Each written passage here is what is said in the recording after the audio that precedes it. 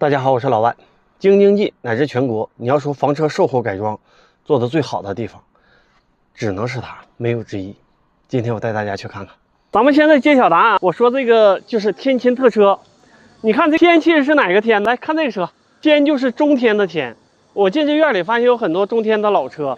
其实天琴特车这个团队是怎么来的呢？就是他们是很多中天房车的人自己出来了之后，做了一个这么房车的售后的改装的点，大家可以顺我手势看一下，这院里的这些车全是过来改装的。这边右边是他们的这个厂房，你很难在中国找到有如下特点的售后改装的这个服务的地方。他们的人都是传统的房车改装厂出来的，中天房车号称是房车行业的黄埔军校嘛。然后第二就是他们这个地方是具有整车的生产能力的。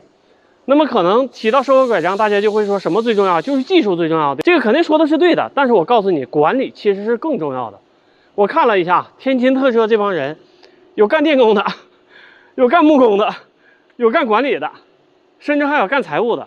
为什么说他们这是有整车改装能力的？你去看一些某某房车改装厂，它都没有他们这儿大。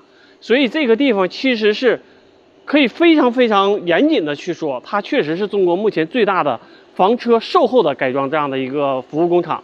而且像瑞福房车这些大的这个中国房车厂，也都会把他们这个售后维保单位放在这儿。所以我觉得，如果说您要是南来的呀、北往的呀，能路过天津这个地方，或者说您干脆就是北京周边的车有一些什么样的问题，我觉得完全可以来这儿。